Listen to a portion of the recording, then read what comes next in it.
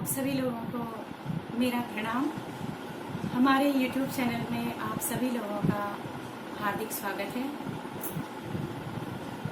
कुछ दिन पहले मेरे पास एक सज्जन का मैसेज आया हुआ था कि आप जो है अभी से भगवान की चर्चा करने लग गए हैं। अभी तो लंबी उम्र है और अगर आपको भगवान की चर्चा ही करनी है तो आप गृहस्थ के सुखों का उपभोग क्यों करते हैं। आप गृहस्थ को छोड़ दीजिए और कहीं गुफा में, कहीं हिमालय में तपस्या करने के लिए चले जाइए। पर मैं उन महाशय जी को भी ये बता दूं कि भक्ति करने की कोई उम्र नहीं होती। भक्ति तो भक्त प्रहलाद ने और ध्रुव ने बाल अवस्था में ही की थी, और जो हम बाल अवस्था से कर पाते हैं वो वृद्धावस्था में नहीं कर पाते। ये जितनी भी अवस्थाएं हमारी होती हैं, बाल अवस्था होती है, तरुण अवस्था होती है, युवा अवस्था और वृद्ध अवस्था होती है, जीवन पर्यंत हमने जो कुछ किया होगा अंत समय में वही याद आता है। ये तो आप सभी लोग जानते हैं, क्योंकि जिस चीज का ज्यादा अभ्यास होगा वही चीज हमारे सामने आ जाती है। इसीलिए पहले के समय में अपने बच्चों को लोग गुरु आश्रम में भेजते थे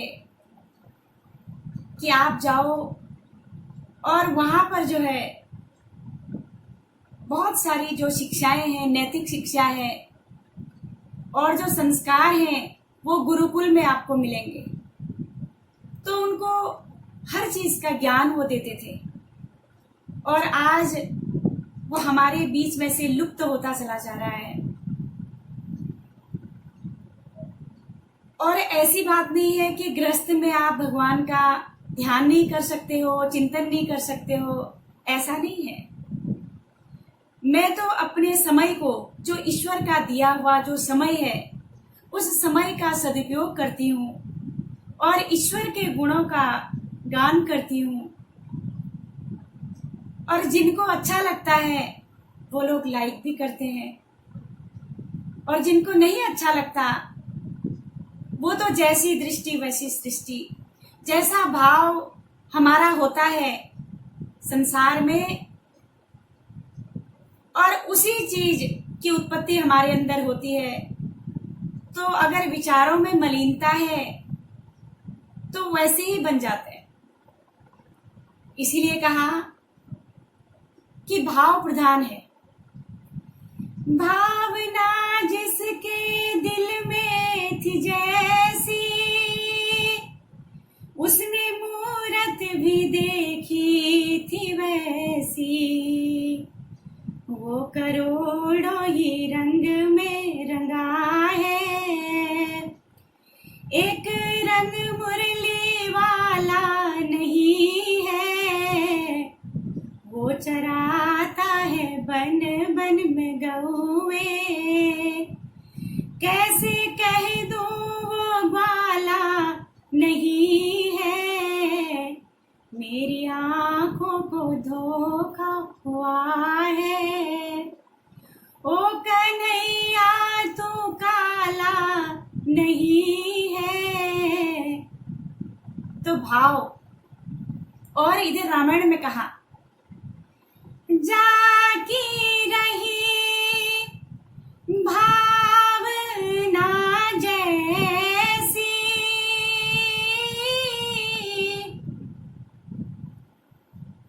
कि जाकी रही भावना जैसी, प्रभु मूरत तीन देखी तैसी। जैसा भाव होगा वैसे ही रूप होगा, वैसे ही विचार बन जाएंगे। इसीलिए एक सज्जन थे और मृत्यु उनके बहुत करीब थी। करीब मीन्स अब वो जाने वाले थे, तो उन्होंने अपनी पत्नी को और उनके जो बेटे थे, वो बेटे और पत्नी बहुएं सब उनको घेर करके बैठ गई कि अब तो ये जाने वाले हैं और इनसे आशीर्वाद ले लिया जाए। तो वो जो सज्जन जो जाने वाले थे उस परम देश में, तो उन्होंने आंखें खोली। परिवार के लोगों ने सोचा कि अब ये ठीक हो गए, अब इनको कुछ नहीं होगा, लेकिन नहीं। जब उन्होंने आंखें खोली और आंखें खोल करके उन्होंने चारों तरफ देखा, तो उनकी पत्नी ने कहा, मैं आपकी पत्नी, ये आपका बड़ा बेटा, ये उससे छोटा, ये उससे छोटा, ये सबसे छोटा, और ये सब बहुएं, ये नाती पोते सब आपके साथ बैठे हुए हैं। अब आप जो है सिर्फ और सिर्फ भगवान का ध्यान करो, उसका चिंतन करो और कुछ भी मत सोचो, सब कुछ अच्छा हो रहा है भगवान की दया से। लेकिन उन्होंने कहाँ सोचना था, क्योंकि जिंदगी भर उन्होंने जो किया अंत समय में वही याद आ रहा है। वो झल्ला करके कहते हैं अपनी पत्नी से, अपने बेटे से, सब बेटों से कहते हैं, अरे निकम्मो, सब के सब तुम यहीं बैठ गए और दुकान वहां बंद पड़ी हुई है। अरे कोई जाकर के दुकान भी खोल लो।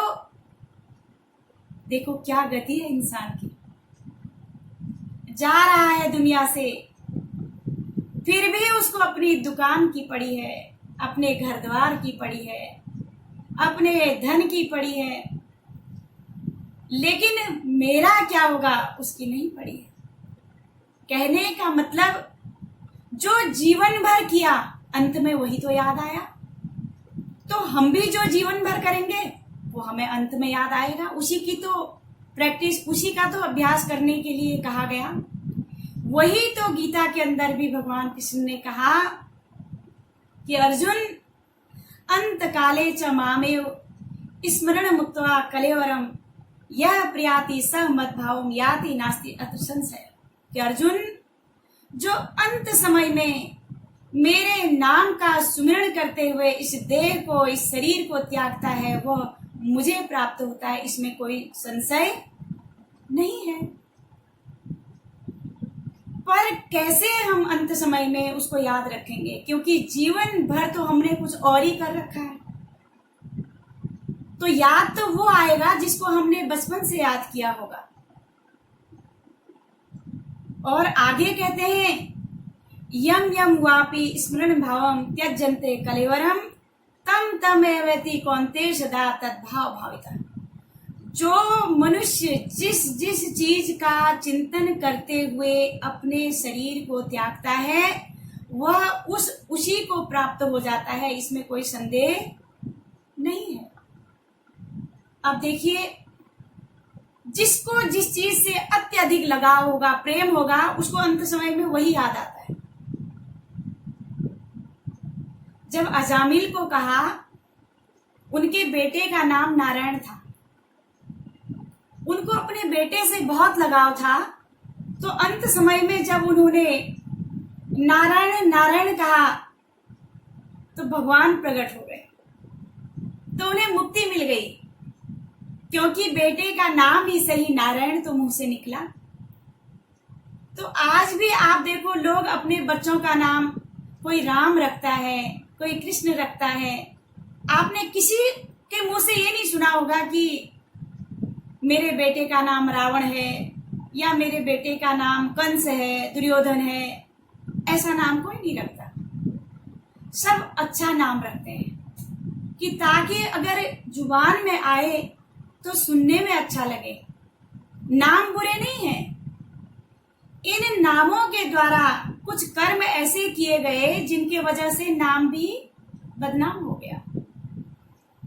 लोग अच्छे भाव से नहीं लेना चाहते नाम को, जबकि रावण जैसे विद्वान कौन है आज, आप बताइए।